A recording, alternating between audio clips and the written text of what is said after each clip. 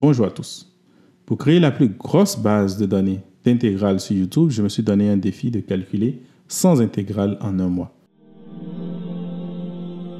Et cette fois-ci, nous sommes sur la 62e intégrale, qui est l'intégrale trigonométrique de tangente de x divisé par 2, multiplié par sécante à la puissance 3 de x divisé par 2. Comment est-ce que je fais cette intégrale? Je vais simplement commencer par regarder les exposants de sécante et de tangente.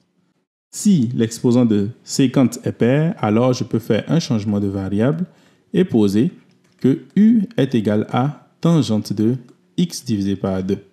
Mais lorsque ce n'est pas pair comme dans notre cas ici, 3 qui est impair, alors je regarde l'exposant de tangente. Si l'exposant de tangente est impair, alors je change mon changement de variable. Au lieu de tangente, cette fois-ci, je vais utiliser sécante. Donc pour résumer, si l'exposant de tangente est impair, je pose u qui est égal à sécante de x divisé par 2. Et pourquoi est-ce que je fais ça? Parce que dès que l'exposant de tangente est impair, alors je peux toujours arriver à isoler sécante multiplié par tangente. Et ceci, c'est la dérivée de sécante.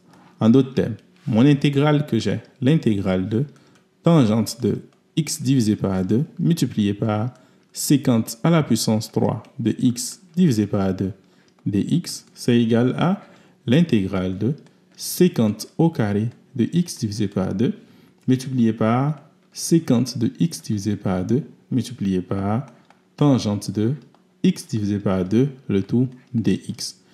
Et si j'avais posé que u était égal à sécante de x divisé par 2, ça veut dire simplement que du est égal à quoi? C'est égal à 1/2 de sécante de x divisé par 2 tangente de x divisé par 2 dx. Et qu'est-ce que cela veut dire? Comme vous pouvez le remarquer, vous voyez que cette partie ici, c'est exactement la même qui est là.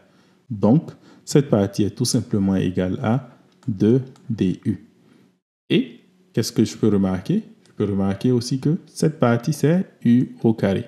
Finalement, l'intégrale que je veux calculer, c'est l'intégrale de u au carré multiplié par 2 du.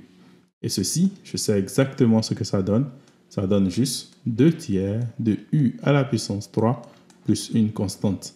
Et puisque u est égal à sécante divisé par 2, je peux dire alors que ceci, c'est 2 tiers de sécante à la puissance 3 de x divisé par 2 plus une constante.